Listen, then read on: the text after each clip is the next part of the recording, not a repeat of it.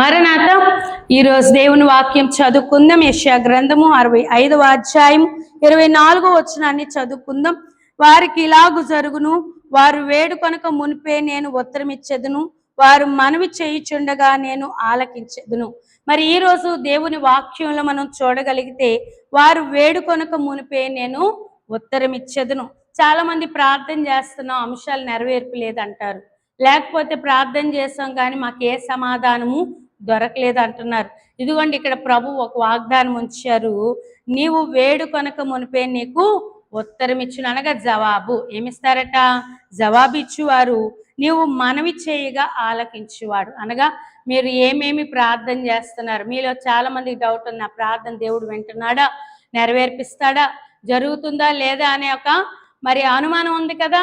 అందుకే ఇక్కడ చూడండి, వాక్యంలో చక్కగా ప్రభు తెలియజేస్తూ ఉన్నారు, మీ మనవి ఆలకిస్తారు.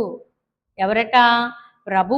అలాగే మీకు ఉత్తరము అనగా సమాధానము. మీరు ఏ ప్రార్థన చేస్తున్నారో ఆ ప్రార్థన కూడా చక్కని సమాధానం ప్రభు ఇస్తానన్నారు.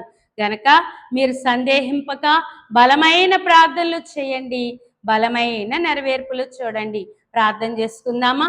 మహోన్నతుడా, సర్వోన్నతుడా, నీకు వందనాలు. నీ బిడలైన వారు నీ చేతులు పెడుతూ ఉన్నాము గనక వారు దేవా ప్రార్థిస్తూ ఉండగా ఎంతమందికి మా ప్రార్థన నెరవేర్పు రాదు అనే సందేహం ఉందో, వారు ఆ సందేహాలు విడిచిపెట్టి వాగ్దానం ఎత్తి ప్రార్థించి చక్కని నెరవేర్పులు, ఫలింపులు, జయాలు చూడగల భాగ్యం అనుగ్రహించమని యేసు నామములో వేడుకుంటున్నాము తండ్రి.